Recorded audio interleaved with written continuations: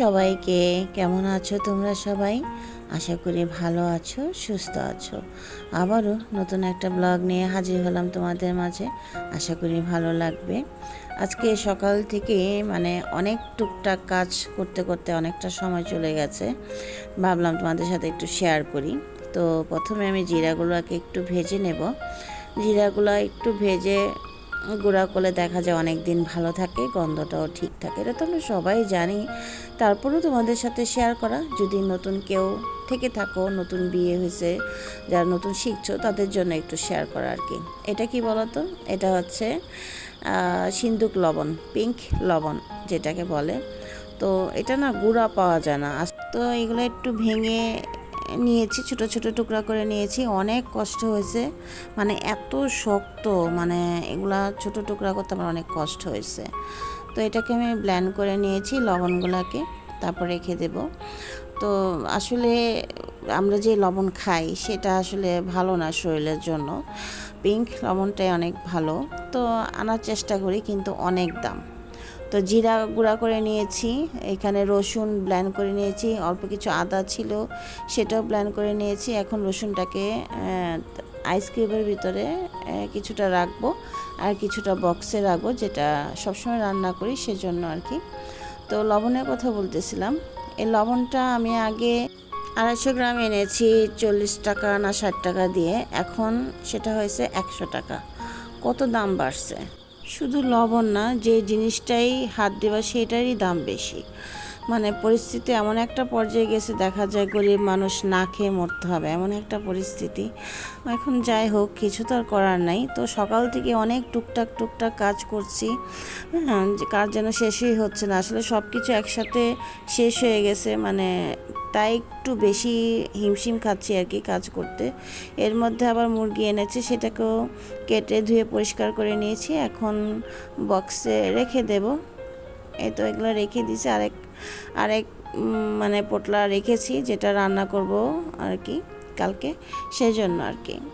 আসলে সংসারে এত কাজ থাকে, আমরা যারা গৃহিণী তারাই জানি যে কত কাজ থাকে। আমাদের আসলে কেউ বুঝে না, বলে যে খাই আর ঘুমাই, এই জিনিসটা শুনলে না অনেক খারাপ লাগে।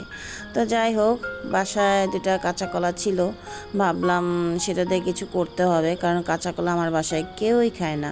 হ্যাঁ, মাঝে মাঝে তারপরও আনি শখ করে কিছু ভর্তা টর্তা খাওয়ার জন্য। আজকে আর ভর্তা বানাবো না, ভাবলাম আজকে কাঁচা কলার কোপ্তা বানাবো, তাই তোমাদের সাথে শেয়ার করলাম আর কি। আমার বাসায় সবজি তেমন কেউ খেতে চায় না, আমার ছেলে তো খায়ই না, আমার বর তেমন একটা খায় না, আমিই খাই। আমার জন্যে মাঝে মাঝে আনি। দেখো তোমরা হয়তো বাজার গেলে আমার নিজের পছন্দ মতো শাক লতা পাতা এগুলো নিয়ে আসি, তো করে দিলে খায়, তাও একবেলা যদি ভালো হয় খেতে। কাঁচা কলাটা আমি খোসা ছাড়িয়ে লবণ আর হলুদ জলে ভিজিয়ে রেখেছি, যাতে কলাটা কালো না হয়। এখন একটা মশলা তৈরি করব। তো প্রথমে আমি জিরা ফোড়ন দিয়েছি। এখন এখানে পেঁয়াজ, আদা, রসুন আর কাজু বাদাম দিয়ে ভালো করে একটু ভেজে নরম করে নেব। নরম করে ঠান্ডা করে এটা ব্লেন্ড করে নেব। এই তো আর কি, এভাবেই মশলাটা আমি তৈরি করেছি আর কি। যারা কাঁচা কলা খায় না তারা এভাবে করে খেতে পারো, খেতে কিন্তু ভালোই হয়েছে। কেউ বুঝতেই পারবে না আসলে এটা কাঁচা কলা দিয়ে বানিয়েছি। আমার বর তো বলেছিল এটা কি ডালের বড়া দিয়ে বানিয়েছো, আমি বললাম হ্যাঁ, কাঁচা কলা বললে তো আর খাবে না, সেই জন্য আর বলা হয়নি। তবে আজকের ভিডিও দেখলে সে বুঝতে পারবে সেটা কাঁচা কলা দিয়ে আমি বানিয়েছিলাম আর কি। তো কাঁচা কলাটা আমি জল থেকে উঠিয়ে টিস্যু দিয়ে মুছে নিয়েছি, যাতে এক ফোঁটাও জল না থাকে। তো এখন গ্রেট করে নেব কলাটাকে। তো কলার সাথে আমি একটা সিদ্ধ আলু দিয়েছি। আচ্ছা, তো ভিডিও এই পর্যন্ত কেউ যদি থেকে থাকো তাহলে তোমাদের কাছে অনুরোধ রইল, প্লিজ একটা লাইক দিয়ে ভিডিওটা দেখা শুরু করো আর ফুল ওয়াচ করে দিও, তোমাদের কাছে অনুরোধ রইল। আর যারা আমার ভিডিও নতুন দেখছো, এখন আমার চ্যানেলটিকে সাবস্ক্রাইব করোনি, তাদের কাছে অনুরোধ রইল, ভিডিওর যদি কোনো একটা অংশ তোমার কাছে ভালো লেগে থাকে তাহলে আমার চ্যানেলটাকে সাবস্ক্রাইব করে পাশে থাকতে পারো, আমাকে সাপোর্ট করতে পারো। আর যারা নতুন বন্ধু যুক্ত হচ্ছ তাদেরকে অসংখ্য অসংখ্য ধন্যবাদ। আর পুরনো বন্ধুদেরকেও জানাই আমার আন্তরিক শুভেচ্ছা এবং ভালোবাসা। অনেক নতুন বন্ধু দিদিভাই আপুরা আসছো, কিন্তু তোমার যে ধরনের কমেন্টস করতেছো যে সাপোর্ট করো, আমার বাড়িতে এসো, এই ধরনের কমেন্টস প্লিজ করো না। ভিডিও রিলেটেড সুন্দর একটা কমেন্টস করে দিও, তাহলে আমি বুঝতে পারবো তোমার সময় হলে তোমার পরিবারে আমি চলে যাব। প্লিজ দয়া করে এই ধরনের কমেন্টস লেখো না, তাতে করে তোমারও ক্ষতি হচ্ছে, আমারও ক্ষতি হচ্ছে। তো এইসব থেকে দূরে থাকো, তোমাদের কাছে অনুরোধ রইল। তো যাই হোক, এই যে দেখতে পাচ্ছ আমি এটার মধ্যে হলুদ, লবণ, মরিচ, জিরার গুঁড়া আর একটু গরম মশলার গুঁড়া, সাথে 2 চামচ বেসন দিয়েছি। এটাকে ভালো করে মেখে ডো তৈরি করেছি।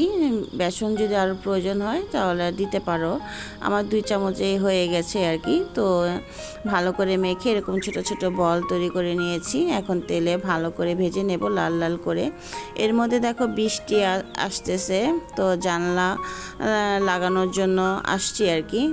দেখো কি পরিমাণ বাতাস বাইরে, মানে বৃষ্টিতে একদম পাগল হয়ে যাচ্ছি, মানে জিনিসপত্র নষ্ট হয়ে যাচ্ছে, আমার আলু পচে গেছে, ডালগুলা কেমন জানি হয়ে গেছে, মানে অনেক আমার ক্ষয়ক্ষতি হয়ে গেছে এই বৃষ্টির কারণে, একটা না। তো যাই হোক, তো জানলা লাগিয়ে আস্তে আস্তে দেখো একটু কিন্তু পুড়ে গেছে বলগুলা। যাই হোক, কিছু তার করার নাই। এখন তেলের মধ্যে এলাচ, দারচিনি আর জিরা ফোড়ন দিয়ে যে মশলাটা ভেজে পেস্ট করেছিলাম সেটা দিয়ে দিলাম। এখন এটাকে ভালো করে তেলের সাথে মিশিয়ে দিতে হবে। তো এখন দিয়ে দেব হলুদ, মরিচ, জিরার গুঁড়া, লবণ, ধনিয়ার গুঁড়া দিয়ে ভালো করে এটাকে মিশিয়ে দিতে হবে। মশলাটা যত কষানো হবে তত ভালো হবে আর কি। সারাক্ষণ এইভাবে নাড়তে হবে, তা না হলে নিচে পোড়া লেগে যাবে। পোড়া লেগে গেলে তখন আর খেতে ভালো লাগবে না, পোড়া পোড়া গন্ধ আসবে। তো ভালো করে মশলাটা কষিয়ে নিয়েছি। তারপর দিয়ে দিলাম টমেটো দিয়ে ভালো করে এটাকে কষিয়ে নিতে হবে। টমেটোটা আগেই দেওয়া দরকার ছিল, কিন্তু আমার মনে ছিল না, তো এই জন্য এখন দিয়ে দিলাম। তো একটু টমেটো সস ছিল, সেটাও দিয়ে দিলাম একটু স্বাদ বাড়ানোর জন্য আর কি। তো এখন ভালো করে কষিয়ে নেব, ভাজা ভাজা করে নেব। এই তো মশলাটা আমার একদম ভাজা ভাজা হয়ে গেছে। এখন দিয়ে দেব গরম জল। এটার মধ্যে গরম জলই দিতে হবে, তা না হলে দেখা যায় স্বাদটা নষ্ট হয়ে যাবে। আসলে আমি সব রান্নাতেই গরম জল দিই। এখন ভেজে রাখা কোপ্তাগুলো দিয়ে দেব। জলটার পরিমাণে বেশি দিয়েছি, কারণ এই কোপ্তাগুলো জলগুলো টেনে নেবে, সেই কারণে। এই যে দেখো হয়ে গেছে। এটার মধ্যে কিন্তু আমি চিনি দিয়েছি একটু স্বাদ বাড়ানোর জন্য, গরম মশলা দিয়েছি, এটা স্ক্রিপ হয়ে গেছে। এই যে দেখো কোপ্তাগুলো কিন্তু ফুলে একটু বড় হয়ে গেছে। আসলে এটা তো আর আমার রান্নার চ্যানেল না, তো অত ডিটেলস আসলে দেখানো সম্ভব হয়ে ওঠে না। তারপরেও চেষ্টা করি পুরো রেসিপিটা দেওয়ার জন্য আর কি। তারপরে দেখা যায় মোবাইলের সমস্যার কারণে অনেক কিছু স্ক্রিপ হয়ে যায়। তো নামানোর আগে আমি এখানে দুধের মালাই দিয়েছি, ভালো করে ফেটিয়ে তারপর দিয়েছি। এটা দেওয়াতে মালাইয়ের কোপ্তার কারির স্বাদটাই বেড়ে গেছে। এই তো আমার হয়ে গেছে মালাই কোপ্তা কারি।